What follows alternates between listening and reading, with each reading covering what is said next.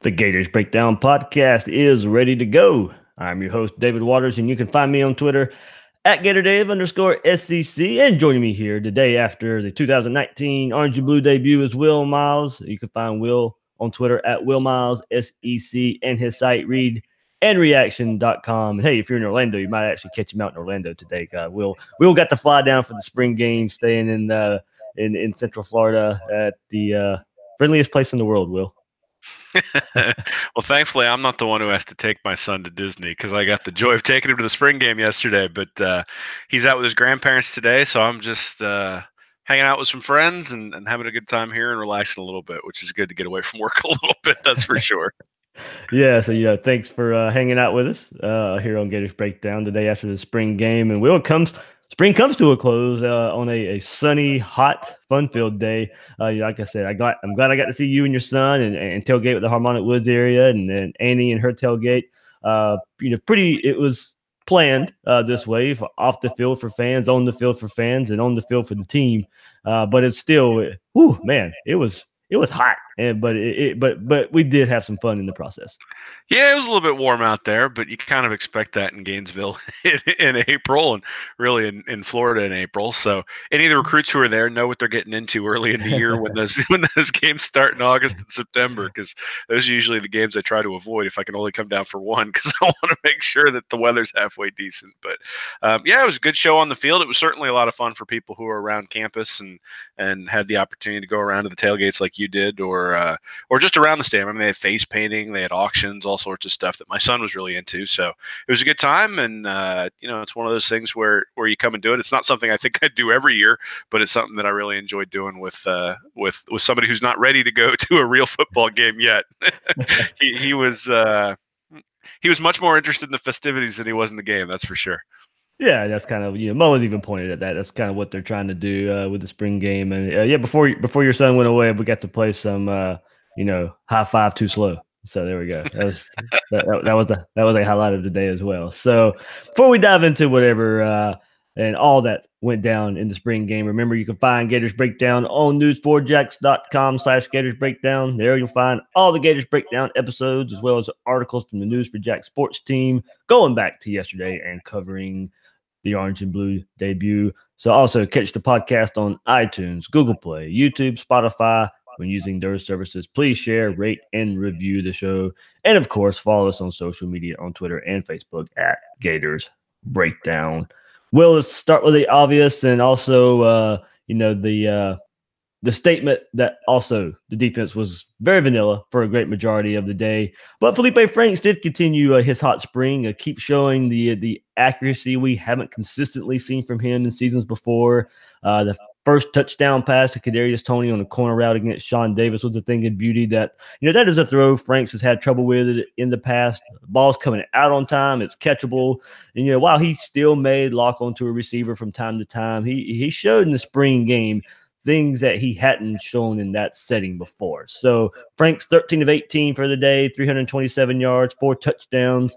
Well, I really do think it's time for fans to get excited about the growth of Franks, but more importantly, the potential of Franks. I know the defense was vanilla. I know C.J. Henderson and Marco Wilson were out. It was easier to identify mismatches, knowing the style of defense that was going to be on the field. But I still think we saw enough late last season, this entire spring, these spring games to say Franks has the potential to really take another step under Dan Mullen. Yeah, I mean, I think people have always thought he's had potential. The question has been being able to deliver that and being able to deliver it consistently. And I think, when you look at some of the throws that he made in the game, especially when the pocket wasn't necessarily perfect, and obviously in the spring game he's not getting hit, and he knows that. But at the same time, news through camp or word through camp has been that he's been able to do that sort of stuff consistently as well. To be able to hit passes at a high percentage, to be able to go downfield, to be able to do all the things that he was doing in terms of going from his first read to his second read to his third read. Those are things that he's not he's not going to be perfect at, because no quarterback's perfect at. The standard at Florida is pretty significant for quarterbacks, obviously, and so he's held to that standard. But we've been talking about Franks' potential since he was recruited by Jim McElwain. He's starting to deliver on that, and it's exciting to see, because it's not, he's always had the tools. The question has been, can he turn that into production on the field? He started to do that towards the end of the year last year. Now, I think there's also a section of fans who remember the Georgia game and remember the Missouri game, and don't necessarily feel like a 3 or 4 game sample at the end of the year is enough to say, hey, the tide has turned. But clearly there was an attitude change, right around that South Carolina game. And so I think there's also hope and optimism that was sort of a turning point and turning the corner and being able to ignore some of the criticism from people like us when things go bad. So I think you walk out of this very optimistic in terms of Franks. He was clearly the person who stood out in the entire game. When you look at it, just his ability to deliver the ball downfield. He looked off a safety on one play, though a lot of safeties got looked off yesterday. But again, I mean, you can't complain. 13 for 18, 327 yards. The only pick he threw was Toledo Shepard. So, I think you look at that and say, this is a very positive step forward. We can be encouraged going into the season. I wouldn't expect this type of fireworks show against Miami, but certainly if he has taken that sort of step forward, and we'll see it against Miami, and then we could be really optimistic. Yeah, like you said, I kind of forgot to mention early on. You and I sat beside each other at the game, so we got to kind of look at it together and what we saw. And you and I both noticed the look offs and going to a second read and going through progressions. A lot easier to when you know where the defenders are going to be, but even the defenders didn't know where they were going to be a lot of the time, as you kind of threw out there.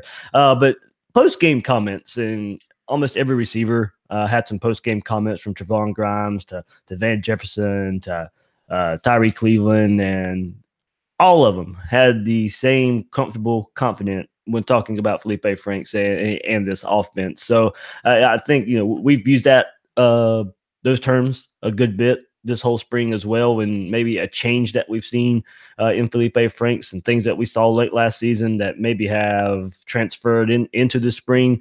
So if we do get a confident Feleipe Franks, I think that was something that definitely was missing, definitely during the Jim McElwain era, and maybe even early on after the Kentucky loss and how that happened. And the offensive line not really showing up in that game, and then Franks kind of just or Mullen maybe asking Franks to do too much in that game at times. Maybe the confidence went a little bit away, went away a bit. Also midseason, as you mentioned, but I think there's no question now, and things can change, but as of right now, he does have that confidence. Oh, yeah. I mean, he looked in control. I think that's the word that I would use, is that he was in control of what was going on out there. Now, obviously, he knew that there weren't a lot of unique stunts and blitzes and things like that coming at him. He knew what coverages were going to be played. And Mullen even said it in his press conference that when you know that, his expectation is that the quarterback is going to pick things apart. But, when you look at Trask and you look at Emory Jones, I mean, those guys looked less in control than Franks did. And so even in the controlled situation where the quarterbacks knew what they were supposed to do, clearly there's room for those two guys to grow. And I think Franks, at least in this particular situation, was put in a situation where he could succeed.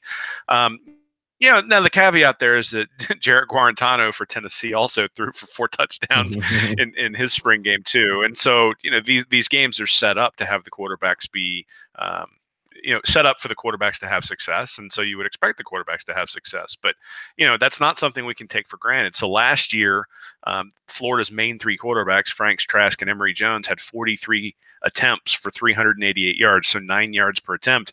This year they had 47 attempts for 653 yards, 13.9. And last year that 388 yards, 2 of those were colored by the long deep throws to the alumni. So just from last year's game to this year's game, there's been progress. Even if you take the caveat that these are games that people are just trying to have fun, they still had a lot more fun this year because there was a lot more to show. And so I think that's an encouraging thing moving forward. Yeah, I think here we go. We'll move on as you brought him up a little bit, but Trask and Emory in a backup QB battle. I feel comfortable calling it a battle right now. I would pick Emory just because of the difference in his legs, but they kind of flip flop from the way spring went. Emory started out well. Trask maybe was the third guy. I think by the time we got into the last 2 weeks of spring, Kyle Trask probably seemed to be more in control of the offense than so Emory. But I do still think Emory Jones' legs make a difference out there. But they also had some fun out there, added to the passing stats as you mentioned. But it was also those two that added interceptions to the fold. Trask with a long sideline floater that was picked off by John Huggins from the star position. I don't want to harp on a quarterback throwing interception. It's going to happen, and for the most part, Trask looked pretty good that day when given time as well. His next time out found Freddie Swain, who seemed to be open all day in the middle of the field. And Emory, Jalen Jones both showed plays with their legs, and Jalen really showed the explosion and speed that surprised many from the position. Yeah, I think that's in Mullen's offense. You always have an advantage if you're a dynamic runner. Trask played decently. I think there was one ball he threw up over the middle that should have probably been picked off, where he got pressured and he decided to throw it up deep down the middle, and that's something he can't do. The pick six was coming right at us, and we both saw it before he even released the ball. And again, those are the types of things you can't do too. But yeah, again, the quarterbacks know what's going on. If you know the coverage, or which four coverages it is, then the only thing that can disrupt you is pressure. And when they got pressure, Trask looked to struggle in those sorts of looks. Emory Jones looked to run. And that I think is what you're going to get with a young quarterback in particular in Emory, is when you get flushed. You're not necessarily going to go through your progressions anymore. You're just going to run the ball. Now, I mean, he's a dynamic runner with the ball, and so you can get away with that when you've got that ability. Trask isn't going to be able to do that, and so he's going to have to be a little bit more methodical. So I was a little bit surprised that Trask came out with the blue team to start out. I sort of just assumed that Emory Jones was going to have that backup quarterback job, and that clearly isn't the case. Right now, they're battling for it, and I'm sure that's how Mullen wants it too, just because of transfer issues and all that sort of stuff too. But hey, he's always promoting competition, and if these guys haven't separated themselves, then you give them equal reps and you see where they end up at the end of the fall. Well, I mentioned the interception, so I do want to go to the defense here for just a second and the play Huggins made on that pick six. And Florida's looking for a playmaker to take over for Chauncey Gardner-Johnson at that star position. We saw everything he was able to do. We saw him put it all together against Michigan in the Peach Bowl. And Florida has some options here. I think most thought Trey Dean was to be a shoe-in at this position, but Huggins really showed up, performed well here all spring, capped off by his pick six in the spring game. Did some good things at safety last season, but kind of injured there. Didn't really get a lot of playing time. Some guys in front of him as well, but has found his way to the star position. Now, we did mention the Gators safeties did struggle with miscommunication and being out of position a good bit of the day in the spring game versus these Gators wide receivers and tight ends. So with Huggins performing at the star so well all spring, if the safeties need help, I don't want to pound on them too much either for what we saw. Then maybe we see versatile Trey Dean move over there to help. Trey Dean can play star. He can play corner. He can play safety. I'm not trying to say that's going to happen, and I don't want to pile on the safeties once again for basically a glorified 7-on-7 session.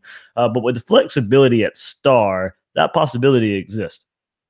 Sure. I mean, and that's what Florida's been recruiting for over the past couple of years. Mullen's repeated it over and over about wanting versatility, especially on the back end. You bring in a guy like Steele, you have the ability to let Marco Wilson come back slowly, or at least you can give him spells. You can spell him while he's out there.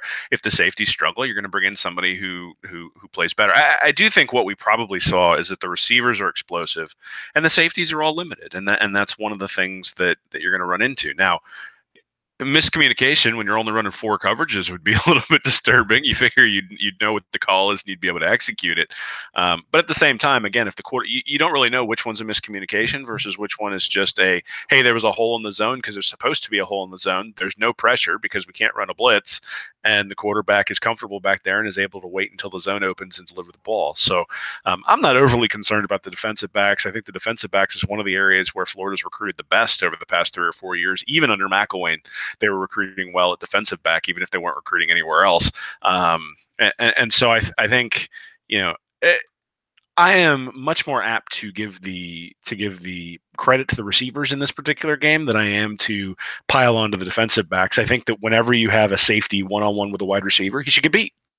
Like that is when you design a play as an offensive play caller, you're trying to get your receiver on a safety. And if you get him on a safety, the expectation is your receiver is going to win that battle.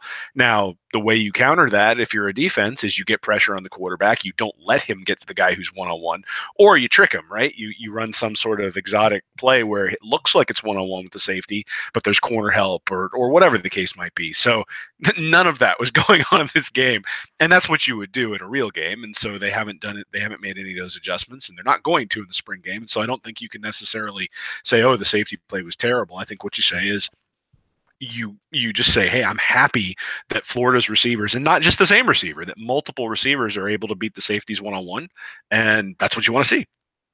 Will, it is a good problem to have, and I don't know how in the world Florida's going to share the ball between all these wide receivers and tight ends in the passing game. You know, we get in the spring game setting, we got to see all the weapons Florida has to get the ball to. You know, the sophomore wide receiver Trevon Grimes, 4 passes, spring game record, 195 yards and 2 touchdowns. Freddie Swain, as I mentioned, who just seemed to always be open, especially in the middle of the field, 5 catches, 115 yards, 2 touchdowns as well. Tyree Cleveland, 4 catches, 74 yards, 2 touchdowns. Kadarius Toney, 4 receptions, 94 yards to score, through the 40-yard trick play to start the game to Franks. And you know, look, that's just a glance at the receiver position there. Josh Hammond didn't even play, kind of sat out there. Florida's deeper there as well. Jacob Copeland, who hopefully can get healthy, is another weapon they can add in the fall. But look, another position as well. Kyle Pitts, tight end mismatch out there. And you and I specifically eyed on him for a couple plays in a row, especially the one screen he caught, kind of bobbled it, but still made something happen out of it. And, you know, how do you guard a tight end like that who either can take a screen 8, 9, 10 yards, get a first down? You come up because of that screen, and he's going to go blow right by you and use the size and his speed advantage to go up and get a ball. He's a mismatch out there. Kamori Gamble has really impressed me as well at the tight end position for his ability to get downfield, go up and catch a pass. And look, we even saw the another tight end shovel pass to a number 81 in Dante Lang that drew praise from the fans. Well, there's just so many options here, and we'll get into it in just a second. Right after this, this offensive line comes together, and they find some pieces there. I mean, Florida is really, really loaded, and that's not even mentioning what they have at running back. You know, it's amazing what what difference a coaching change will make, because a lot of these guys were here a couple years ago, and the offense didn't look explosive at all. And now you've got Mullen come in, and the offense looks explosive. And the guys that maybe weren't producing 2 years ago are all of a sudden a significant part of the production now. And you're saying, how do you find them the ball? It's obviously a good problem to have. I think some of these guys are young, and you're still going to have growing pains. I mean, Pitts looks to be an enormous mismatch, but that does not mean that he's going to be an enormous mismatch against, you know, LSU or Georgia's defense. I mean, there are going to be ways that you can take him out of the game if you want to do that.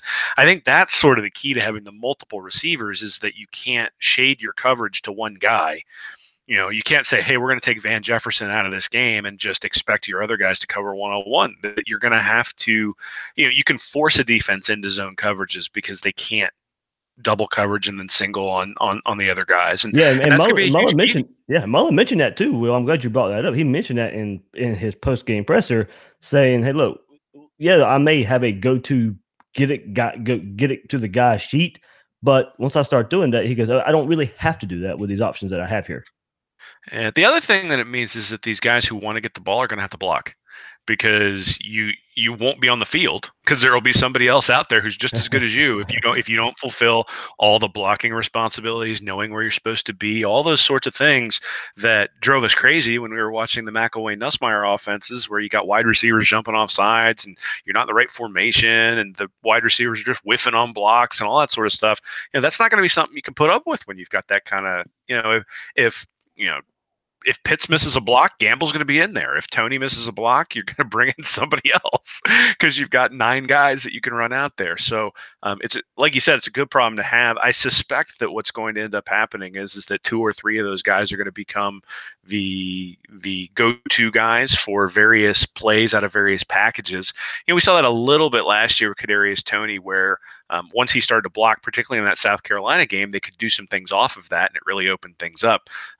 But there were games where he wasn't even on the field for 70, 80% of the plays, because presumably he couldn't be trusted to do those sorts of do the types of things that the other receivers could. And Hammond and Swain are really good blocking tight end or blocking wide receivers. So having those guys out there really helps in the run game. You already mentioned the offensive line, and so you're not going to be able to have breakdowns on the outside where you might have been able to get away with it last year. So like I said, it's a good problem to have. You said it too. It's a good problem to have, and that's why they pay Mullen the big bucks to figure out how to keep all those guys happy and make sure that they're that the offense is moving.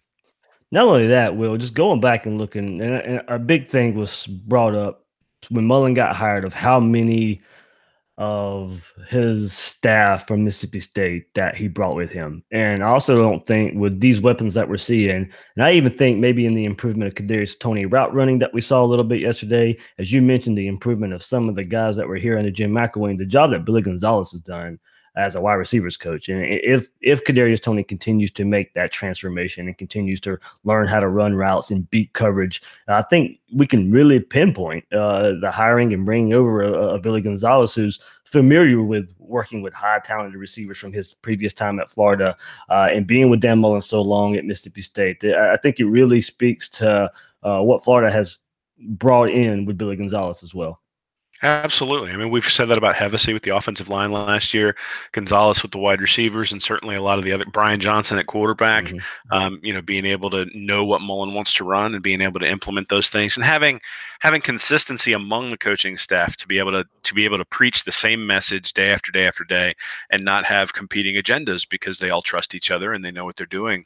They know what the message they're trying to send is when they go out there on the field. That obviously is going to make a difference.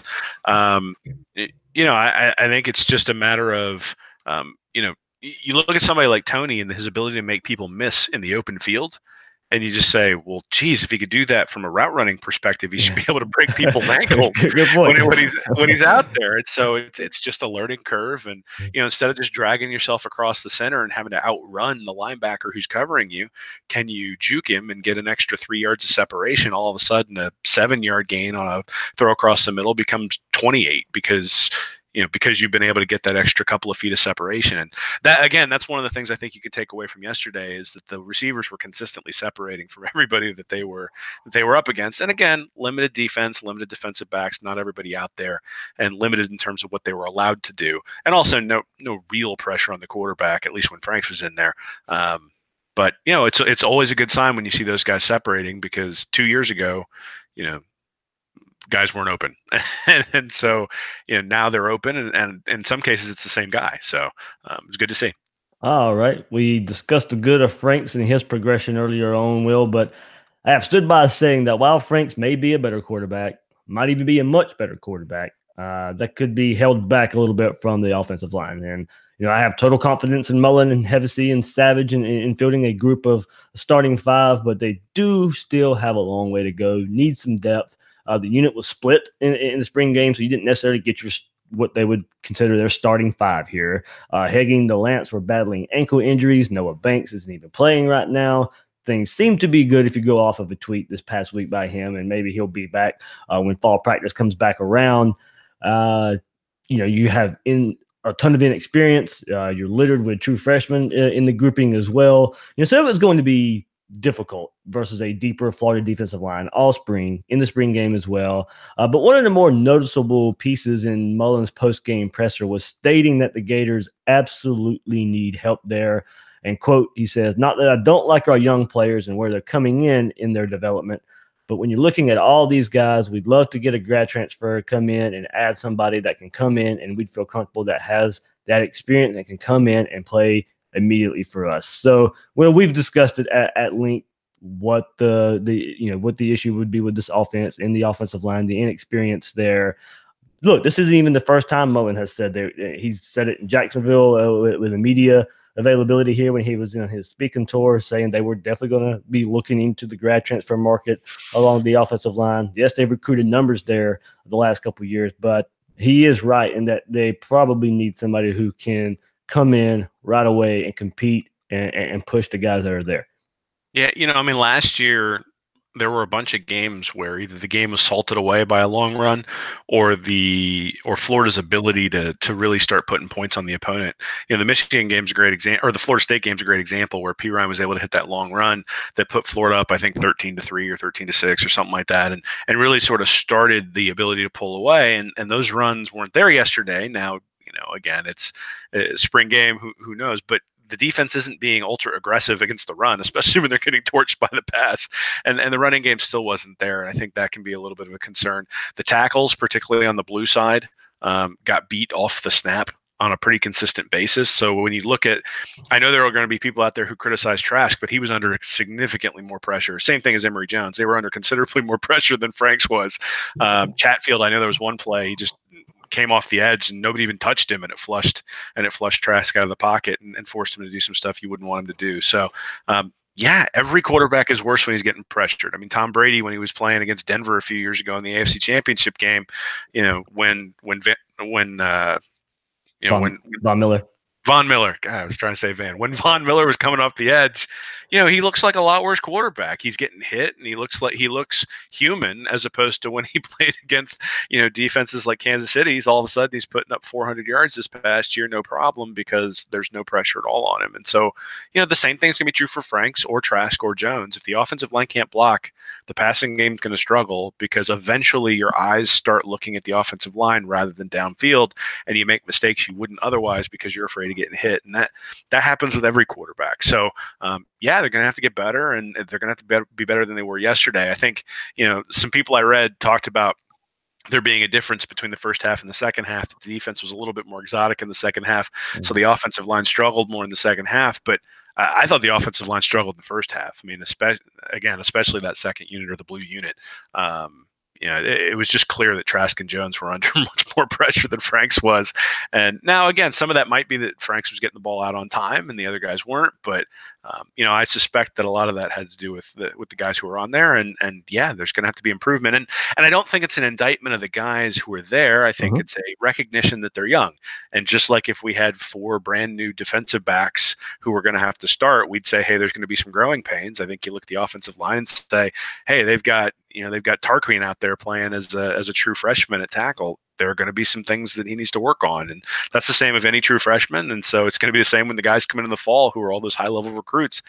It's great. They've got blue-chip recruits coming in the offensive line, but to expect them to come in and contribute right away is expecting an awful lot. I mean, we expect that of 5-star guys. We don't necessarily expect that of just guys in that 200 to 300 range, and so to expect that, I think, is expecting a bit much. So yeah, I think a grad transfer would be an excellent addition to the unit, assuming that he's a high level guy. Because again, in the SEC, you can't get away with bringing in a guy who's experienced but limited.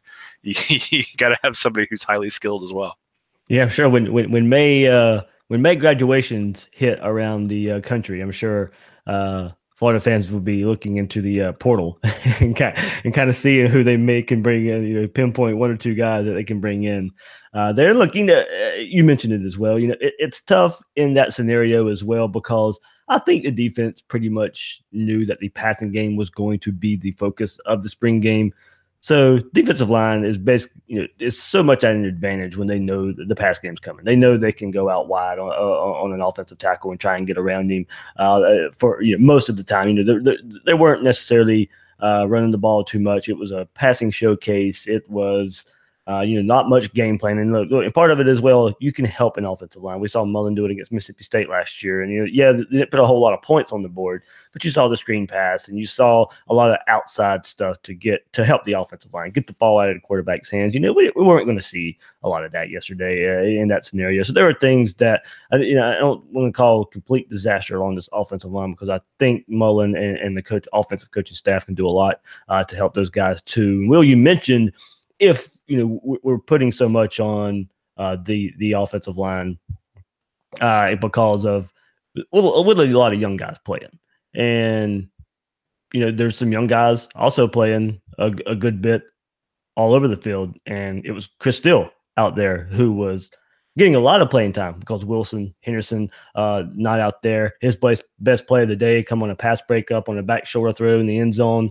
to save the defense from giving up a touchdown. Hard to gauge the defense too much here, Will. In the heavy pass setup that we were just discussing, we'll get a lot of trench warfare going on, and I know many are worried about what they saw at safety, but a couple players stood out statistically on the day. And Kyrie Campbell, 6 tackles, 1.5 tackles for loss, a sack and a half as well. Linebacker Ventrell Miller with 8 tackles and a heck of a track down early on with tackling running back Iverson Clement. And I was looking for more Amari Burney in the linebacker spot. Didn't get to see a whole lot there. But it was Miller who really showed at that position. Another linebacker, Rashad Jackson, added 3 tackles with a sack. Zachary Carter, who's been a terror for the late part of spring, added 4 tackles as well. So, all in all, probably, could have been worse, but the defense added 7 sacks on the day and 9 tackles for loss. It could have been worse for the offense and the offensive line there. But it's really tough to take too much in this game from the setup with all the fun that was had. And, when you give up 95 points, I'm not sure you're going to look at and say that there's something that's a shining star on defense, but it's intended to be that way, right? They're not necessarily looking to. And I know Mullen in his post-game press conference talked about, last year the defense was more experienced, and this year the offense is more experienced, and so that's sort of the difference. Yeah, I don't know that you can make a whole lot. I mean, Steele looked good on a few plays out there, but obviously got beat on a few. And I think you can sort of say that about everybody on defense. But again, I mean, if you're playing basketball and you're right-handed, somebody ties your right hand behind your back. It's all like, even if you're more athletic, it's really, really difficult to go out and beat somebody with your left hand unless you're really, really skilled.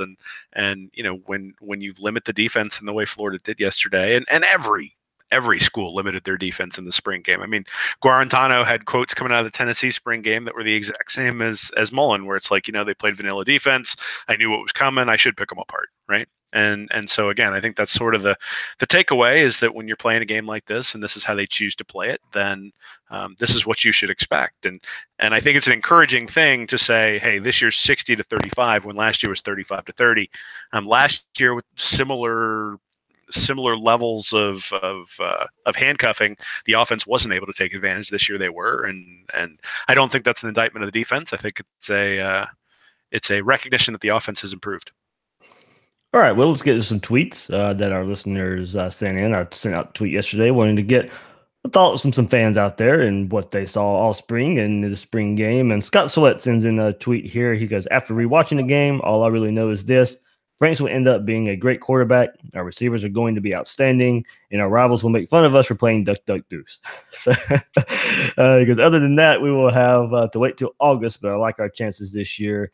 Will do is really kind of just starting off there, Scott, is just kind of rehashing some of the things that we said. There's a lot of positivity, a lot of things to like, just because of Franks and the receiver position. Did you want to go hop on the field and play some duck, duck, goose? I'm okay with it. Those were the expectations this year, right? They had set the expectations before the game and told us that this was what it was going to be. And so, if that's how they choose to use a practice, then that's fine. It's a spectacle for the fans, and if the fans enjoy it, then that's great. I had different expectations last year, which is why I didn't particularly like the way things were run. But, I think it was interesting that Jalen Hurts, when he goofed off a little bit during the Oklahoma spring game and said that, he wouldn't have been able to do that under Saban. And that's all well and good. And hey, people can do things differently. The only thing I kept coming back to after his comments in that one were how many national championships has Oklahoma won over the last 10 years. So,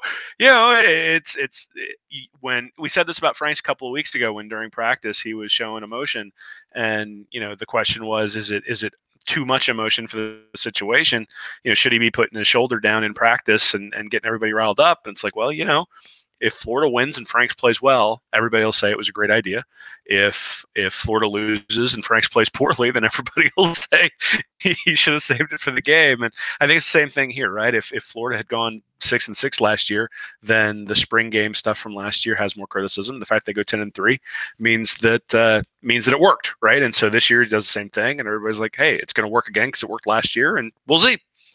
All right. JB at Jav2375 says it was entertaining, lit up the scoreboard, no one got hurt. Fun day. Yeah, for the most part, don't think we heard of any major injuries, and that was goal number 1 for me when we were previewing the spring game last week. Adam B. Wade sends in Emery plays more from game to game because he's the run threat.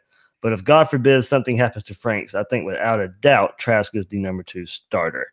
Like I said, we talked about it a little bit earlier, Will. I'm not so sure. I still don't really know. I think that battle is going to go into the fall. Trask does have more experience. Emery's a better fit for the offense.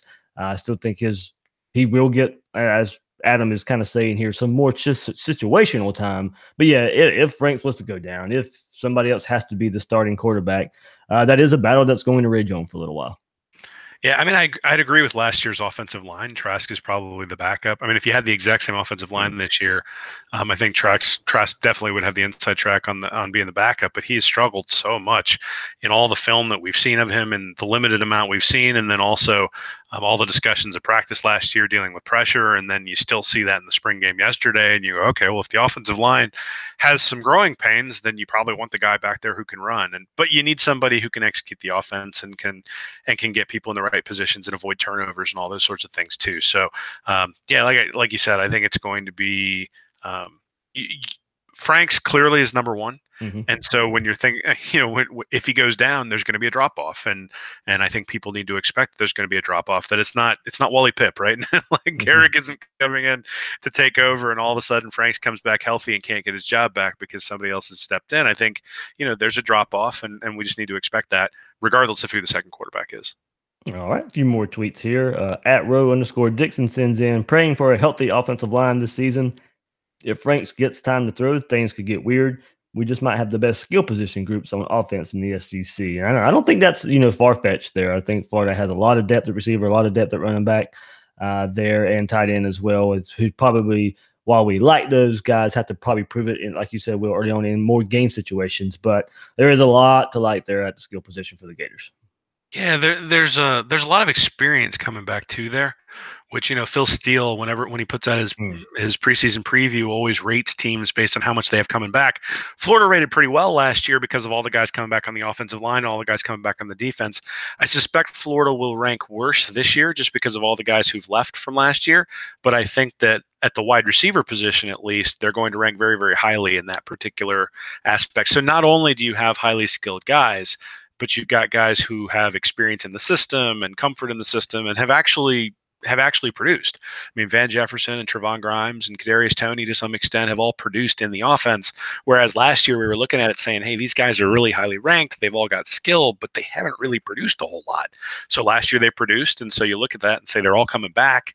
If they all take significant or even maybe incremental steps forward, you can expect that it's going to be a significant uptick in production at that position. The last few tweets here, all kind of along the same theme here. Brian Wetzel, this team has a chance to be special if the offensive line can be productive. Gator Boss 904, offense was explosive. O-line concerns me. Need depth there, and they need to gel. And K. Goodman 1986 also says, fun game. Franks is clearly the number 1 quarterback. He has come a long ways. Will's definitely quarterback, offensive line, definitely I think for opposite reasons are kind of the kind of headlines coming out of spring, going into fall camp. And then, Gator Ball says it there, the offensive line, they need depth there and they need to gel. And, we'll have months now to kind of preview the first game against Miami. They are going to bring an experienced defensive line, an athletic defensive line. You and I've kind of discussed it before, but we'll see how much Florida is able to rely on a passing game with this offensive line early on in the season, as they are still trying to figure things out, as they're still trying to gel. You get by that Miami game, then you have a bye week. You have some weeks to get things figured out against not some of the SEC's best, but Kentucky can still bring athletes to the table. They lost a lot, but they'll be going against a young Florida offensive line. Tennessee is already on in the season as well. 2 teams you still expect to beat, but still we're at a point now where that offensive line still has to kind of be coming together at that point in the season. And Mullen's not new at this. I mean, he's you got to deal with turnover as a college coach every year, and he hasn't had this level of talent on an offensive line I'm not sure he ever had this level of talent on offensive line at Mississippi State. They're young, but they're talented, and so it's his job to get them up and playing. I'll be honest, judging from Gator Twitter, I don't think they're going to be real pleased with squeaking by Miami. I think they want bragging rights, and they want bragging rights right away. So, you're only as good as your last game, and that's really when we'll see it. And I think, last year was a good indication that Florida's heading in the right direction. I think you can see the progress from 2018 in the spring game to 2019. That's all you can ask, is to see progress throughout. And since the games were relatively similar in terms of the way that they were set up, drafted teams and vanilla defenses and things like that, you can make some comparisons at least. And yeah, I mean, I think, the worst part is we got 4 months until August comes around. So, it's only Masters season, and we're going to have to get through the whole golf season before we kick off. But, the good news is I think everybody on campus, you could see it from the attendance yesterday. I mean, certainly beat Tallahassee's attendance by a considerable margin. And people were sitting out in the sun, even though it was warm out there. And I think you can feel the excitement around campus. You can feel the excitement around the program. And that's a great thing to see. Absolutely. Well, it wasn't, you threw some shade there at Tallahassee, and we can throw some more, because Florida got a commitment yesterday from Jaheim Bell from Valdosta, Georgia, an H-back that will probably fit more into a wide receiver role, especially with, all that Florida will lose from the wide receiver position after the 2019 season. The 6'2", 215-pound Bell picked Florida over Auburn and Florida State, two programs he recently visited. And hey, look, there's where some of the shade comes in. There was thought from the FSU side of things that he was on commit watch for them last week, and just 1 week later, he dons a commitment to the orange and blue. 24/7 Sports Composite, industry rated. Compile 24/7, ESPN, Rivals. They rank Bell as a 400 overall prospect, number 28 athlete in the 2020 class. But 24/7 Sports themselves has him rated as a 4-star, the 326th ranked player in the country. Will runs a 4.6, 640, a 38-inch vertical. Bell looks like kind of a typical Mullen big-bodied receiver. Yeah, he's had some success with that at Mississippi State, certainly, and then even at Florida, right? You had Dallas Baker and guys like that who were bigger and maybe weren't necessarily the fastest guys, but were able to generate separation with their size. And I think we're going to see what he can do with a guy like that when we look at Pitts this year and over the next couple of years at Florida as well. But clearly putting an emphasis on tall receivers. I mean, went out and got Trevon Grimes to start with last year, and he's a tall guy. And then you bring in somebody like Pitts, he's a tall guy, and then you bring in somebody like Jaheim Bell, who's a pretty tall, big guy. 215 pounds is not a small wide receiver. And so, he's got a prototype in terms of the types of guys he likes in this speed and sort of profile range for a recruit. And I'm excited to see what he'll do with them. I think, you see 3-star and you don't necessarily get excited. I think at least a lot of fans don't, but we never say that the stars doesn't mean that the guy can't be good. It just means that the probability of him being, a Heisman Trophy candidate is relatively limited. But still a very, very good player when you're rated 400th overall by the composite. And there's quite a bit of spread there, as you mentioned, because he's rated in the high 300s by 24/7, which means he's rated 500 someplace else in terms of the averages. So probably some room to move, and maybe as these guys still have an entire season to go through, and there's quite a bit of movement, as we saw last year, between where these guys are ranked. I mean, the high-level elite guys usually don't move around too much, but there's quite a bit of movement in that 200 to 400 range. And so, I'll be interested to see where he ends up at the end of the year, and probably ends up in the top 300 eventually. Yeah, it was really just good to just a week later just spur an FSU right aside for a guy they thought they had. Well, that's been happening a lot to them recently. Yeah. So, and Tallahassee and Valdosta not that far from each other. So he does have some connections in Lake City as well. So that kind of helps, I think, maybe the Gator side of things. But still good for Bell to come in and commit to the Gators on spring game weekend. Probably look out for the next couple of days for some more commits kind of off the heels of the spring game. So spring game wraps up. No more football till August. Yeah, we're gonna have to find other stuff to talk about, man. I the interesting thing is there's never a dull moment. You know that there's going to be something going on the next week that's going to make you do an emergency podcast or something. right in the middle of your vacation or something, man. They'll do something. But no, I mean it's a positive thing. You come out of here saying nobody got injured. We know the places that need work are places that we suspected were going to need work, and so there aren't any surprises. There isn't anything that you look at. Somebody like Malik Davis looked reasonably healthy yesterday. I mean, it wasn't like he was flying all over the field, but I mean, he was out there. He got hit. He looked like he still had the ability to move around a little bit. Obviously, the wide receivers looked very, very explosive. I thought Andrew Chatfield looked really good out there at defensive end. So I think there are a lot of things you can look at and say, hey, I can take some positives from here, but I think you also have to take it with a grain of salt just because of what the game is. I think it's more important to sort of pay attention to the guys who have been there to the open practices and have said, hey, this is what we're seeing when they're really going hard and really going live, as opposed to looking at the spring game trying to take too much from that. So but again, very, very encouraged. Feel like the program's going in the right direction. I'm really excited to see what happens once we kick it off in August. That's right. A few more months away to August, so we'll have to get through the heavy preseason magazines. Will come out late May. That'll help us get through the lazy summer. And as you said, we'll have some golf. I'll watch the last round of the Masters today. Big Game of Thrones fan, so Game of Thrones take up some time for me in the next few weeks. I'm ready for that to premiere as well. But yeah, a lot of good stuff going on, Will, and excited. After yesterday, one more spending time with. And having some good festivities with a lot of fellow fans and listeners out there. So thanks for some of those guys and girls who reached out and said hello and all that good stuff. Really fun seeing you guys out there in Gainesville. So a lot of fun to be had. And hey, we'll have you covered here on Gators Breakdown for the next couple months as we get ramped up for the season. Yeah, we feel privileged to be able to do this sort of stuff. I mean, it's not really work for us. It's fun to do this sort of stuff. So we really appreciate everybody's support and appreciate them reaching out and certainly getting to meet everybody. So, we appreciate that and keep doing it. Absolutely. All right. So Will, anything coming up read reaction this week? So I'll probably have a little spring recap and then start getting into the film. So I'm interested to look, saw some things that Mullen was able to do with the tight ends, and I'm hoping to explore that a little bit more as the off season goes forward. All righty. So Will, enjoy your time in Orlando for the next couple of days, and go ride Space Mountain. Nah, man, I'm turning on Tiger right after this, and we're gonna see how he does. Whether you love him or hate him, it's good to see him in contention at an event and sort of the excitement that he brings. And I'm a fan of all sports, not just Gator sports, so it's always good to see that sort of stuff. Absolutely, I guarantee you, with the Masters, the Masters and all those roller coasters there, the Masters will be a roller coaster as well.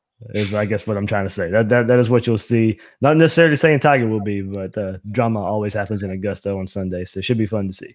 Well, I just like it because it feels like the British Open because they're teeing off at 9 o'clock this morning because of the weather. So, it'll be like 4 o'clock and the tournament will be over. I won't know what to do with myself. So that's right. But it should be a good time and looking forward to the time here in Orlando with the family and getting back to work next week, maybe for a little bit. But hope everybody has a good Easter and a good off season. Absolutely. So that's Will Miles. You can find him on Twitter at Will Miles SEC and his site readandreaction.com. I'm the host of Gators Breakdown, David Waters, and you can find me on Twitter at GatorDave_SEC.